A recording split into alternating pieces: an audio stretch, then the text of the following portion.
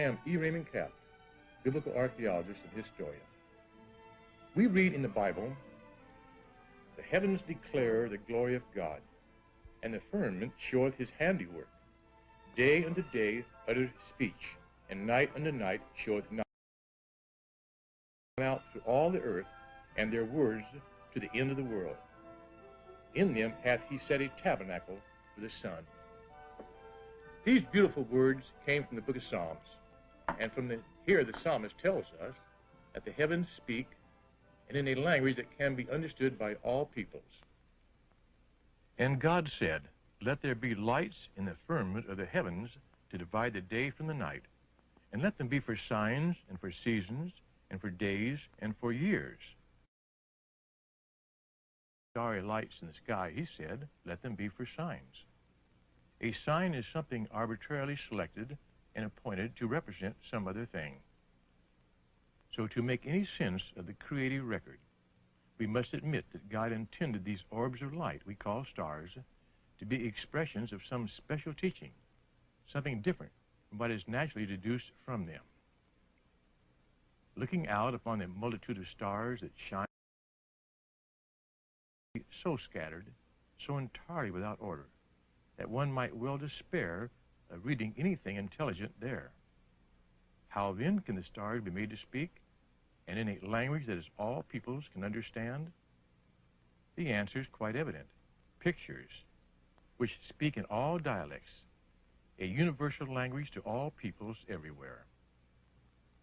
Somewhere in the dim past of man, the visible stars were named, and certain ones were arranged into groups by someone thoroughly the laws of astronomy. These names and groupings were at the same time outlined by certain figures, both natural and imaginary, but all of them intensely symbolic and significant. We know them today as constellations, and 12 constellations or signs make up the zodiac. At one time it was thought that Roman and Greek mythology gave birth to the zodiac, but recent archaeological found that all the earlier ancient nations of the world, Chaldean, Egyptian, Persian, Indian, and even Chinese astronomers recognize the same signs with varying but recognizable similarities, both as to the meaning of their names and their order. This would indicate that the zodiacs of all the ancient nations were but copies of an even older one, and this in turn gives evidence of a far greater antiquity for the zodiac than ever was imagined. The zodiac, or star signs, are symbols of God's divine revelation and promises given to Adam after his fall from grace. And it is a matter of inspired record that God gave to Adam special revelations after his initial sin of disobedience, and made known to him his purposes concerning the serpent, or the devil, and the seed of the woman.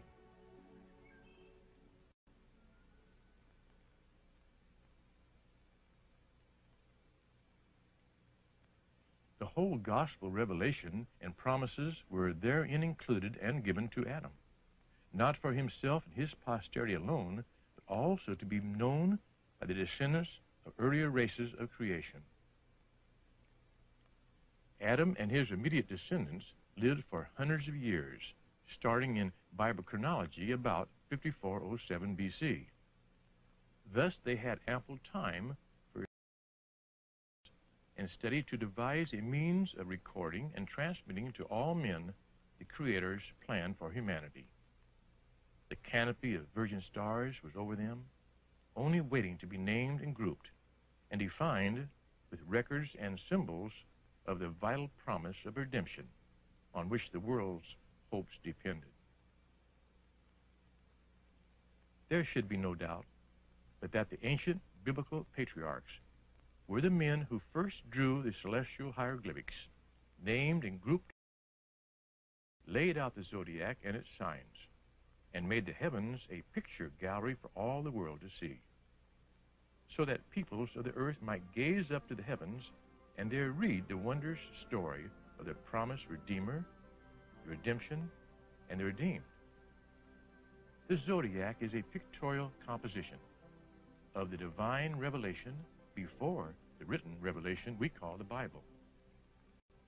If this be true, then we should find a correlation between the star figures and the scriptures.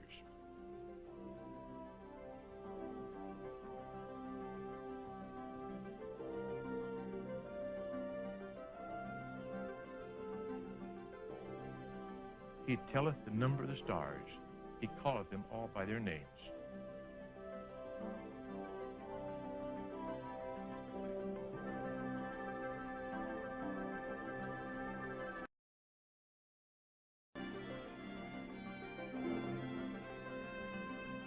Job wrote, by his spirit he garnished the heavens.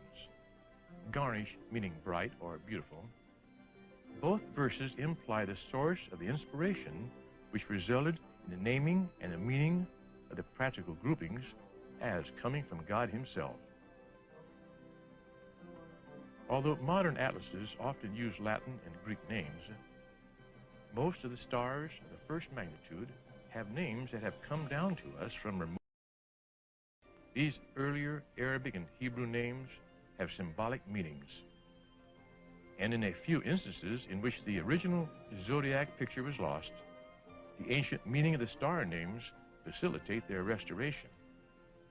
In other words, the key to understanding the zodiac lies in the ancient Hebrew, Persian, and Arabic names which still exist. The zodiacal circle is an imaginary band encircling the heavens and is divided into. Each sign is subdivided into 3 minor constellations, making a total of 48.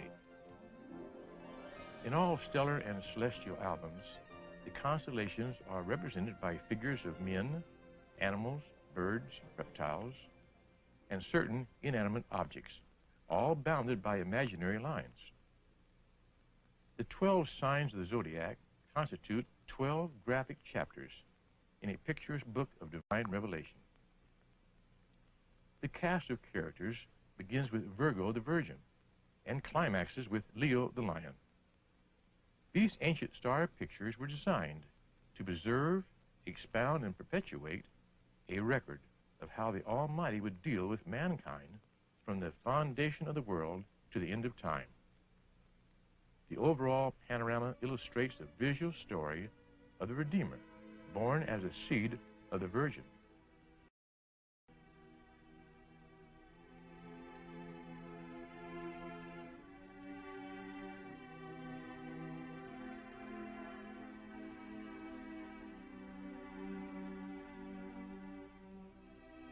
And after being wounded, he returns as the coming one to bruise the serpent's head and to judge and rule in righteousness. Each of the minor signs of the zodiac portray the many details of this celestial message. Modern-day zodiacs begin with Aries the ram, but is this correct? The ancient zodiacs began with Virgo the Virgin, represents a woman with a branch in her right hand and some ears of corn in her left. She is lying prostrate. The Arabic meaning of this sign is a branch. And the prophet Zechariah writes of this branch to come, but he says, for behold, I will bring forth my servant the branch. The bright star in the ear of corn in her right hand is, which also means the branch. Thus is pictured the fulfillment of Isaiah chapter 7, as quoted by Matthew. Behold, a virgin shall be with child, and shall bring forth a son, and they shall call his name Emmanuel, which being interpreted is, God with us. One of the stars in the arm carrying the branch is called Almerdadid, which means, who shall come down, or who shall have dominion.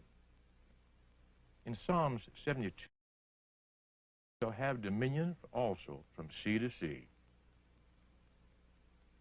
In this first sign, Virgo, she appears to be the main subject. But in the first of the 3 minor constellations, Coma, the child, is the focus of attention. The constellation pictures a woman holding a child in her lap. The ancient Egyptian zodiac called this same constellation by a name which meant the desired one. To the Egyptians, this was the god Horus. The desired one recalls a phrase written by the prophet Haggai. The desire of all nations shall come. This constellation indicates that the coming branch in the hand of Virgo would be the desire of all nations, referred to by Haggai. The Persian name for this young woman denotes a pure virgin who is on a throne nourishing an infant boy, having a Hebrew name, Yesu, a name which parallels the Greek word Christos. Como reveals the coming seed of the virgin was to be a man-child, but he was to be more than just man. He was to be God and man. He was to combine two natures in one. This theme is represented by the minor constellation Centaurus, the centaur. The meaning of this sign in both Hebrew and Arabic is the despised one. The prophet Isaiah, living centuries before the birth of Christ, wrote of this future event. He was despised and rejected of men, a man of sorrows and acquainted with grief. And we hid, as it were, our faces from him. He was despised, and we esteemed him not. Isaiah continues this theme. He was wounded for our transgressions. He was bruised for our iniquities.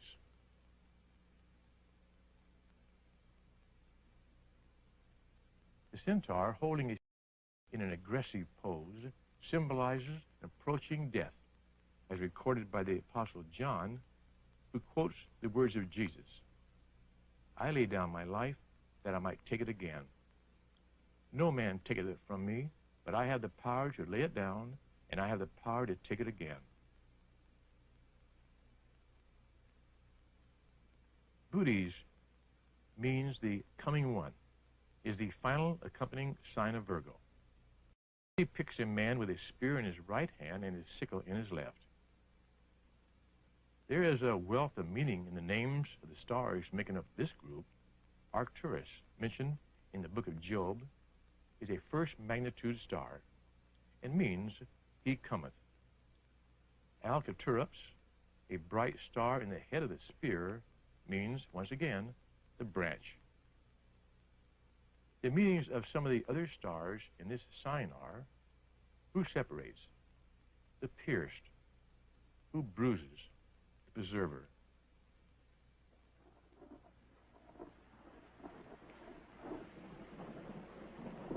The Lord says through the prophet Zechariah, they will look on me whom they have pierced. Bootes is depicted with a sickle in his hand and is thus represented as a reaper. And I looked, and behold, a white cloud, and upon the cloud one set like unto the Son of Man, having on his head a golden crown, and in his hand a sharp sickle. And he that sat upon the cloud thrust in his sickle on the earth, and the earth was reaped. To summarize, Virgo the Virgin, with the accompanying constellations, depicts the coming of a Savior born of a virgin, the desire of all nations, two natures in one, God with us, slain for sin, the triumph over death to return again, when he shall tread the winepress of the wrath of God, and cleanse the earth of all evil, and establish his rule of righteousness. This is the constellation of Libra, and the theme of this sign conveys the idea of purchase, buying, or redeeming. Its Hebrew name is Mozanim, meaning the scales, or weighing. But in Arabic, the name is Al-Jubini, signifying purchase or redemption. Libra contains three bright stars, the brightest being Zuban al-Ginubi, which means weighed in the balance and found wanting. While man is found wanting, a bright star in the upper group is called Janubi al-Shimali, which means the price which covers. This star also has a second name, al-Gubi, meaning heaped up high, denoting the infinite value of the price of redemption. Libra thus foreshadows the sacrifice of Christ for the purpose of redeeming his people and bringing salvation to all mankind. Crux, the cross. Its Hebrew name is Adam, which means cutting off. Here is a link with the prophet Daniel's statement that after 62 weeks shall the Messiah be cut off. Long before the Christian era, the cross was to the Persians and Egyptians a sign and symbol of life. That is, natural life given up and eternal life procured. But they were unaware of its future meaning. It is finished. The perfect atonement never to be repeated. This sign is given its Latin name, lupus, the wolf. It is always shown as being slain in the act of falling down, as in death. However, in the earlier zodiac addendera, this sign is pictured as a child with his finger on his lips and is named Surah, meaning a little lamb.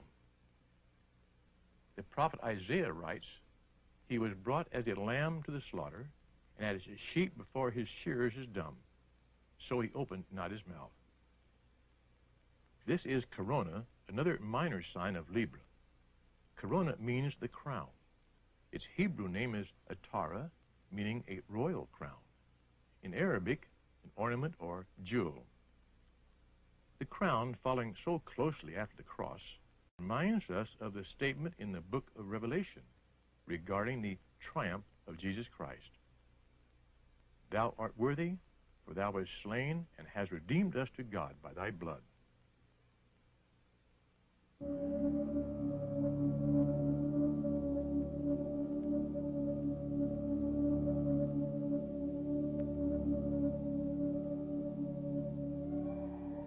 This is Scorpio, the scorpion. This star picture is of a giant scorpion endeavoring to sting the heel of a mighty man who is struggling with the serpent. The scorpion is killed by the man who has his foot placed on his heart. The Hebrew name for this sign is Akrab, a scorpion, but it also means conflict or war. The Coptic name is Isitis, which means the attack of the enemy or oppression. The scorpion is a deadly enemy of all mankind, and all the names found associated with this constellation set forth enmity between the serpent and the seed of the woman. The Bible records this enmity, the attempt to destroy all the males of the seed of Abraham in the book of Exodus, the efforts of the evil Athaliah to destroy the house of David, and the massacre of the male babes in Bethlehem by Herod. The first two minor signs of Scorpio are pictured together: Serpens, the serpent, and Ophiuchus, the serpent holder. The serpent is struggling vainly in the powerful grasp of Ophiuchus. The serpent is endeavoring to reach and seize the crown, which is not shown in this picture, but it is just above the serpent's head. The brightest star in a man's head is, in Arabic, Ras al-Haggis, which means the head of him who holds. Other stars in this group have names which mean treading underfoot, the wounded, and the bruised. The Greeks worshipped Ophiuchus as the son of Apollo, the god of health. Hence the entwined serpent, like the entwined serpent around Aaron's rod, is the symbol of the medical arts. In spite of such, truth shines through, that the coming one, Jesus the Christ, in overcoming the evil one, the serpent, should become the great healer of mankind. This is Hercules, the mighty man, pictured holding a club and wearing the skin of a lion he has slain. His foot is on the head of the dragon. So significant are the star names in this sign that even if the picture had been lost, the ancient star names would have retained their divine revelation. The brightest stars in the constellation bear names meaning the head of him who bruises, the branch, kneeling, the wounded, the sin offering, and treading underfoot. The book of Psalms emphasizes this theme. Thou shalt tread upon the lion and the adder, the young lion and the dragon shalt thou trample underfoot. This chapter of the Star Book starts with Sagittarius, the archer, posed as a warrior. In both Hebrew and Syriac, the sign means the archer. In all the zodiacal pictures, he is so represented. The arrow in his bow is aimed directly at the heart of the scorpion. John, in his revelation, saw, he says, a white horse, and he that sat upon him had a bow, and he went forth conquering and to conquer. The first accompanying sign of Sagittarius is Lyra, the harp, in which is one of the brightest stars in the heavens, Vega, which name means he shall be exalted. Lyra is composed of part harp and part eagle. Since the Hebrew word for harp is very similar to the word for eagle, it is possible that the original sign was an eagle, as found on the Dendera zodiac. Thus, this portrayal combines both eagle and harp. However, the central truth seems evident, that praise shall ascend up, as is written in the book of Revelation, as an eagle toward heaven. The next accompanying sign is Aura, the altar, whose burning fires are leaping not upward, but downward toward the lower regions, known as Tartarus, meaning the outer darkness. In Arabic, this sign is known as Al-Mugama, meaning the completing or finishing. Psalms 21 says, Thou shalt make them as a fiery oven in the time of thine anger, and the Lord shall swallow them up in his wrath, and the fire shall devour them. The context of this sign shows a coming judgment, both by fire and the coming one, symbolized by booties. Revelation refers to a judgment by fire for the devil and his angels. Drago the dragon, since time immemorial, has always been referred to as the great enemy of both God and man. Here the stars foreshadow the final destruction of the devil, for we note that the dragon is in the position of being cast down. Nobody has ever seen a dragon, yet among the folklore of all nations and in all ages, we find the dragon described and depicted in both legend and art. It means trodden on.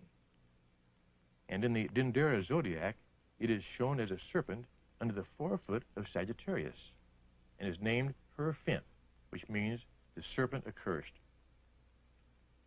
In the book of Psalms we read, The dragon shalt thou trample underfoot. Other star names in this sign mean the subtle, who is destroyed, the long serpent, the dragon, the punished enemy. This constellation graphically pictures the words written in the book of Revelation. The great dragon was cast out, that old serpent called the devil and Satan. He deceiveth the whole earth. Later, John writes, For the accuser of our brethren is cast down. In all the ancient zodiacs, this constellation, Capricornus, is represented by a goat with the tail of a fish. The Hebrew name for this sign is Gedi, meaning hid or cut off. In the goat, invariably the sacrificial animal, we have the atoning sacrifice, and the fish tail symbolizes the people for whom the sacrifice was made. The sign of the fish having always stood for the people of Christ. There are three minor signs in Capricornus, setting forth the theme of Christ's sacrifice and his living again. The first sign is Sagitta, the arrow, not Sagittarius, which had not left the bow, but a free-flying arrow intended for the enemies of God. This constellation represents the arrow fulfilling Psalms 38. Thine arrows stick fast in me, and thy hand presseth me sore. And in the book of Isaiah, he was stricken smitten of God and afflicted. He was wounded for our transgressions. The arrow is pictured in mid-heaven alone, as having been shot by an invisible hand. Symbol came to do. The effect of the deadly flying arrow can be seen in the second sign, Aquila, the wounded and pierced eagle. The meaning of the major stars in Arabic continue the theme. The wounded, wounded and torn, the pierced, wounded in the heel. The third minor sign, Delphinus, the dolphin, shows this light, his head upward in a typical dolphin-like attitude, leaping up out of the sea. Here is the whole truth as depicted in the constellation Capricornus, the story of the atonement and the resurrection. The constellation Aquarius depicts a man pouring water from an urn in a seemingly inexhaustible supply down into the mouth of a fish.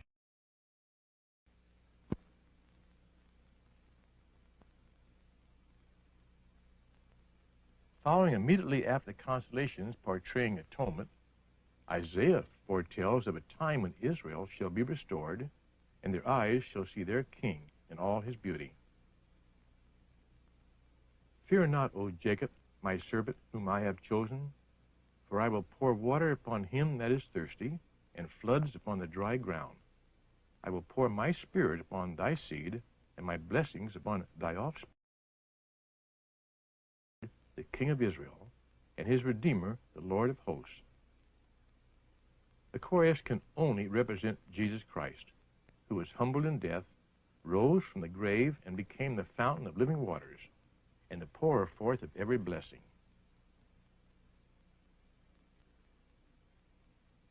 Pegasus, the winged horse, is one of the better known symbols. The names of the stars in this constellation declare its meaning. The star on the lower neck carries the ancient Hebrew name Markab, meaning return from afar. The next brightest in the shoulder is called Sheet, meaning who goeth and returneth. These names show us that these signs portray no mere horse, a winged horse being unknown in nature. Thus it can only represent the one known as the branch, who said, "If I go away, I will return." One of the most dramatic constellations in the heavens overhead in the northern hemisphere is Cygnus, the swan. This is not a dying bird like the eagle, but is flying swiftly as indeed does a swan. Deneb, the first magnitude star, means the judge, but it also has a second name, Azel, meaning flying swiftly. Thus his star name connects this sign with him who comes to judge. Coming is swift. The final passage in the book of the Revelation is a reminder, surely I come quickly.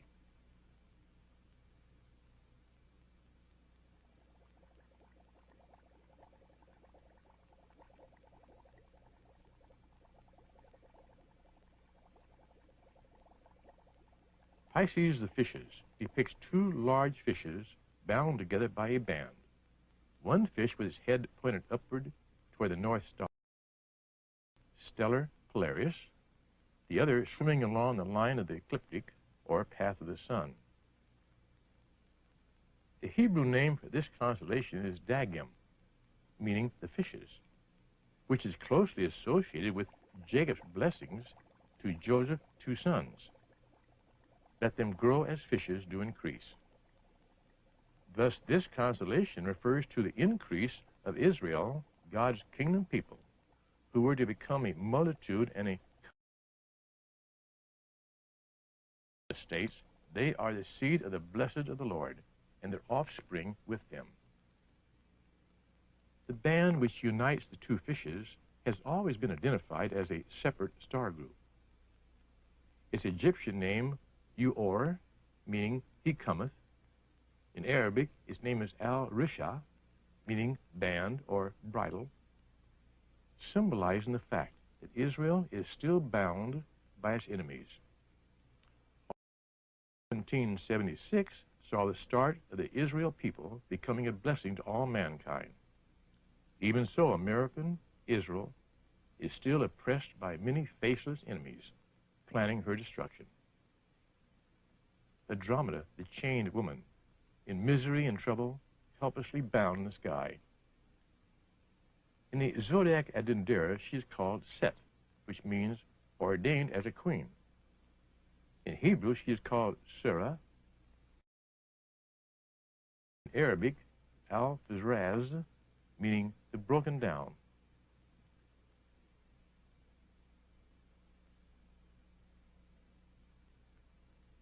Thus the stars proclaim Andromeda as a captive daughter of Israel. And this is Israel today, bound and fettered, awaiting the time of her deliverance.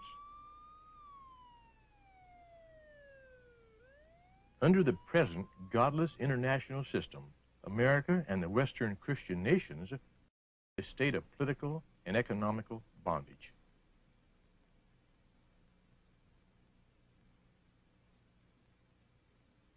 Although possessing a land symbolically flowing with milk and honey, hundreds and thousands of Americans today are underfed and deeply in debt. And spiritual blindness covers the eyes of millions of people enslaved deep in a state of religious, political, and economic bondage.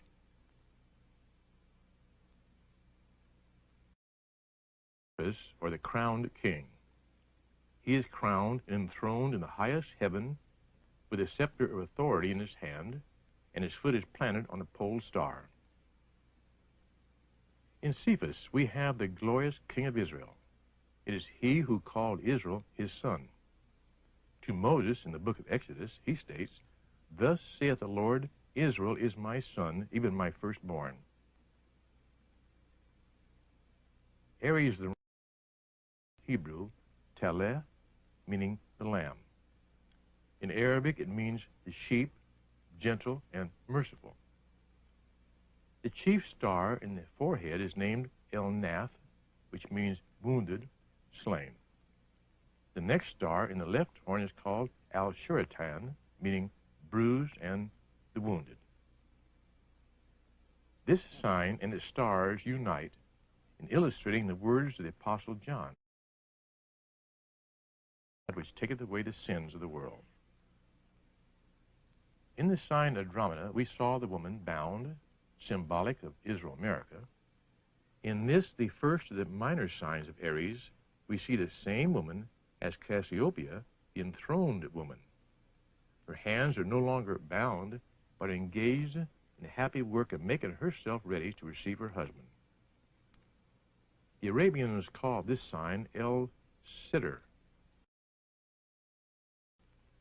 The throne is close by Cephas, the king, the lamb that was slain to redeem Israel. Thy Maker is thine husband, the Lord of hosts is his name, and the Redeemer, the Holy One of Israel. For the Lord hath called thee as a woman forsaken and grieved in spirit, and a wife of youth when thou wast refused, saith thy God. The second minor sign in Aries is Cetus, the sea monster. The largest of all the constellations, situated very low in the south in the northern hemisphere. In the Dendera zodiac, it is called Kim, which means subdued, and the brightest star near its mouth is called Minkar, which means the bound or chained enemy. Here then, in the heavens, is the picture of a great rebel, he whom is by the Lamb. The third sign in Aries is Perseus, in the Hebrew, the breaker. This description, the breaker, is used by the prophet Micah to describe Christ.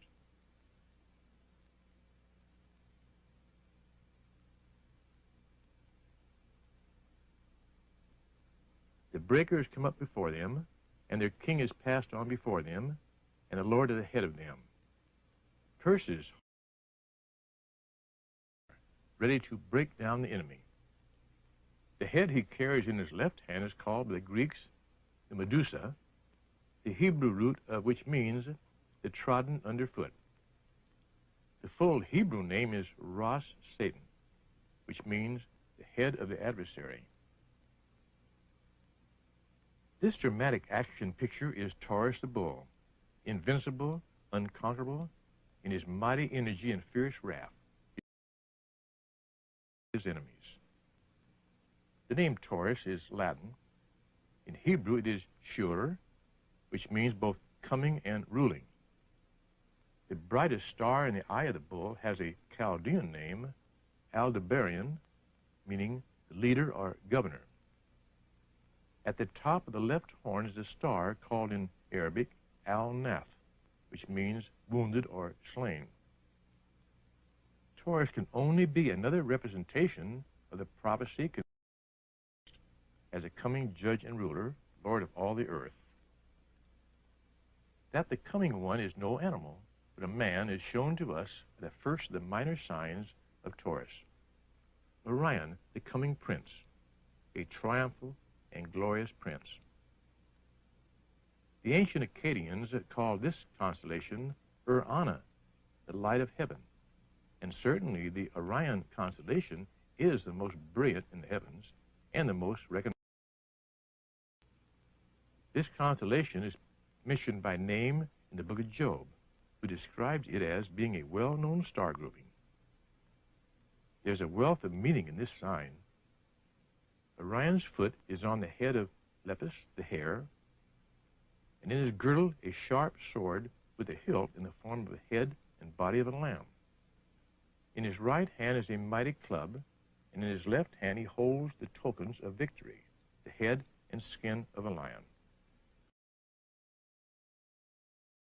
As to Orion's identity, the meaning of the major star names making up this constellation tell us who he is. The coming branch, the foot that quickly cometh, swift destroyer, the wounded one, the mighty, the ruler. This is Eridanus, the river of the judge, which is flowing forth from before Orion, and is running in a serpentine course toward the lower regions. In vain the sea monster Cetus strives to stop its flow, but to no saw this river of judgment in a vision. A fiery stream issued and came forth from before him. The judgment was set up and the books were opened. If one wonders who will be saved out of this judgment and how, the next accompanying sign gives the answer. This constellation, Auriga, represents a shepherd seated on the Milky Way and holding a she-goat which is looking back in fear and apprehension. In the man's lap are two little kids. This group represents the good shepherd, spoken of by the prophet Ezekiel.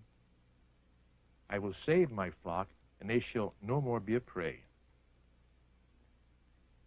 In his right foot is a first magnitude star called El-Nath, which means wounded or slain, further identifying him as the good shepherd who gave his life for his sheep. The old Coptic name for this constellation was Pi Mahai, meaning the united, as in brotherhood. We know it today by its more familiar name, Gemini, the twins. A club held by one of the twins and a bow and an arrow by the other are both in repose, indicating that victory has been won and they are at peace. This group symbolizes the two natures in one person, God and man, emphasized by the meaning of the star names which refer to the seed and the branch.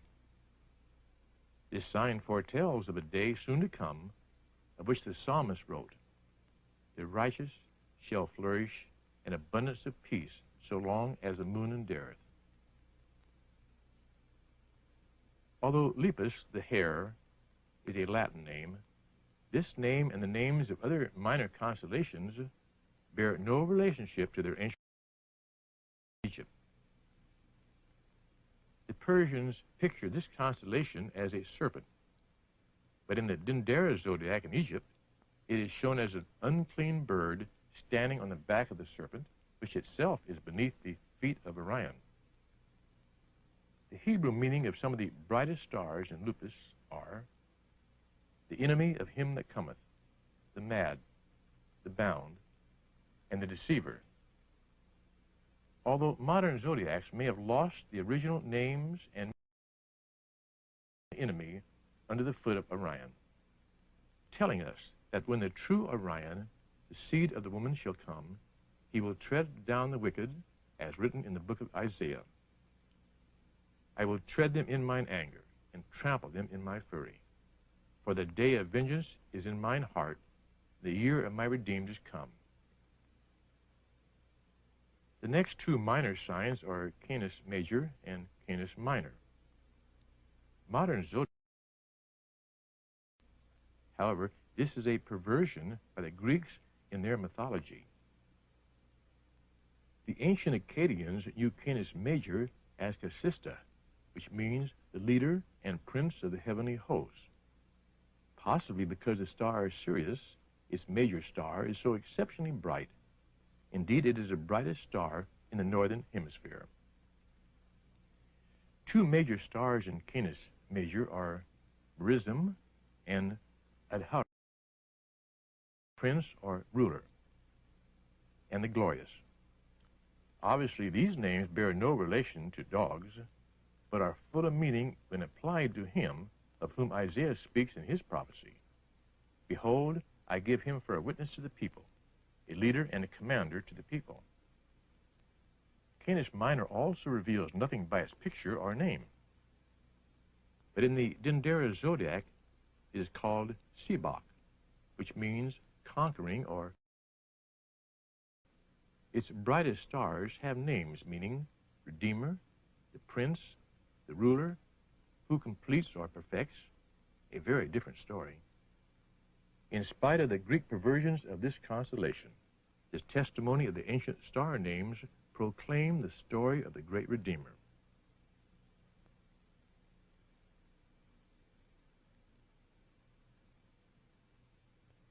This constellation is Cancer the Crab, but it seems evident that not only the names, but the original picture has been lost, as the star names have no relationship to a crab. In the Dendera zodiac, it is called Clarita, or Claria, meaning the cattle fold, which is in perfect harmony with all the minor signs and star names. A major star carries an Arabic name meaning assembled thousands, another holding. In the center, a cluster of stars is called the multitude, offspring, and the numeral seed. These star names point to the original picture as being the good shepherd protecting his flock, revealed in the book of Revelation as a great multitude which no man could number. We are reminded of Psalms 91, he that dwelleth in the sacred place of the Most High shall abide under the shadow of the Almighty. The next two signs of Cancer are known today as Ursa Major, the great bear, and Ursa Minor, the little bear. Again, both are Greek inventions. There were no bears in any of the earlier zodiacs of the Chaldeans, Persians, Egyptians, or Indians. And no bear ever had such a tail. Here again, we are dependent on the older star names for their true meaning. Ursa Minor has star names that both in Hebrew and Arabic mean cattle folds, herds of animals, and assembled multitudes. One bright star has a name meaning waiting for him who comes. The theme symbolized here indicates a place of rest and security, perhaps the home of the little flock of Paul's letters to the Hebrew, known as the Overcomers. Ursa Major was called by the Arabs Al-Nesh, meaning assembled together as in a sheepfold. The meaning of the major stars in Ursa Major are the flock, guarded, numbered, the sheepfold, and multitude. Psalms 147 states, his sheep like the stars are both numbered and named.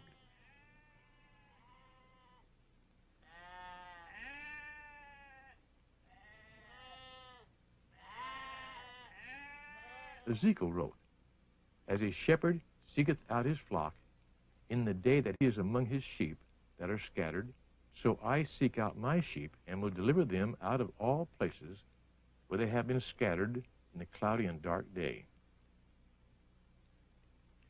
Argo the ship is the last of the 3 signs of Cancer, and is celebrated in mythology as the ship of the Argonauts, of which Homer sang nearly 10 centuries before Christ. It is clear that when divested of mythological details, that the ancient sailors, after all their experiences, came home victorious. The quest for the Golden Fleece tells of a treasure that had been lost, and Jason, the captain, told of him who recovered it from the serpent who guarded it with ever-watchful eyes. Is this not the parable of the hidden treasure, the lost sheep of the house of Israel, hidden in the field of the world, found by the good shepherd, who then went and sold all that he had and bought it with his own blood? The constellation of Leo the Lion is the completion of the circle of the zodiac, and here there is no confusion. In all the ancient zodiacs of Egypt, Persia, and India, as well as in modern ones, the lion has his feet poised over the head of Hydra, the sea serpent, and about to descend and crush it. All the stars in Leo magnify and exalt Christ as the coming conqueror. Its bright treading underfoot, the judge, the Lord cometh, exaltation, who seizes, and the enemy put down. The truth of this sign is self-evident to any student of the Bible. It is the lion of the tribe of Judah, aroused for the rending of the prey. In the book of Numbers it is written, He shall eat up the nations his enemies, and shall break their bones, and pierce them through his arrows. He couched, he lay down as a lion, as a great... The 3 accompanying signs in Leo depict the end, crater, the cup of divine wrath being poured out upon Hydra, or Satan, that old serpent, and all his works and his allies. And Corvus, the raven, the bird of prey devouring the dead carcasses of the enemies of God and man. In the closing verses of the 19th chapter of the book of Revelation is a grim description of the birds who are summoned to the final scenes of slaughter, to clear away the carnage at the time of the coming of him who is King of kings and Lord of lords. He destroys his enemies who have been seeking to destroy his people Israel, and who have been hindering his kingdom from being established on earth as it is in heaven.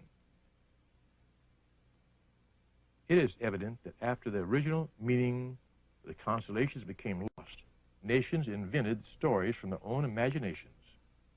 The heathen, in their blindness, could no longer read the pictorial gospel and did not know what to make of the foreshowing. This Egyptian statue is of Isis with her infant child Horus, conceived by the god Osiris, which indicated that the ancient Egyptians once had the vision of a coming Savior, called to be conceived by God himself. But they eventually lapsed into idolatry, forgot the true meaning of the constellations, and began to worship the symbols themselves. All mankind was given the knowledge of the celestial gospel, and the corrupt priesthood, having the knowledge, had no difficulty in inventing such a future Redeemer, Messiah, or King. Every ancient nation did just that. This explains the score or more of so-called virgin-born, crucified saviors preceding Jesus Christ. All imitations designed to fit the prophecies written in the stars. However, only one, Jesus Christ, fulfilled the prophecies in all their details. On the faces of the glorious stars is written the divine and perfect plan. It is purposed by the Lord of hosts, who shall disannul it.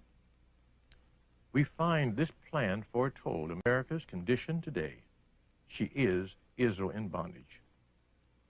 Although redeemed at Calvary, she is surrounded by world powers, jealous of her material blessings. and who are constantly plotting her destruction. The stars also speak of a coming king who shall free Israel, America, from her bondage and take her as his bride, establish his reign worldwide for everlasting generations, as foretold by the prophets. The stars are the holy prophets spoken of by Zacharias, whose words are recorded in the Apostle Luke's writings. Blessed be the Lord God of Israel, for he hath visited and redeemed his people, and hath raised up a horn of salvation for us in the house of his servant David, as he spake by the mouth of his holy prophets, which have been since the world began, that we should be saved from our enemies and from all that hate us. Can one close one's eyes to the testament of the stars? To do so is against all the laws of evidence. Ancient religions may imitate crucified saviors. Modern religions may corrupt the words of the book, but neither can touch the stars in the heavens that declare the glory of God as embodied in the person, mission, work, and redemptive achievements of his only begotten Son, Jesus Christ, the Good Shepherd, who spread the stars across the universe to shine like diamonds in a vaulted hall. He broadcast them as hand-sown seeds might fall, or as coins spilled out of some rich king's purse. He then made man for better or for worse, and placed him on a tiny spinning ball that whirled around one of the stars so small. Yet I have heard man give to him the curse. Would man in his own adoration bask, denying God performed this mighty task? Oh yes, we have these hands, this brain of ours, and these are free with no restraining bars. But let me be conceited with your powers. Man, make for me a galaxy of stars.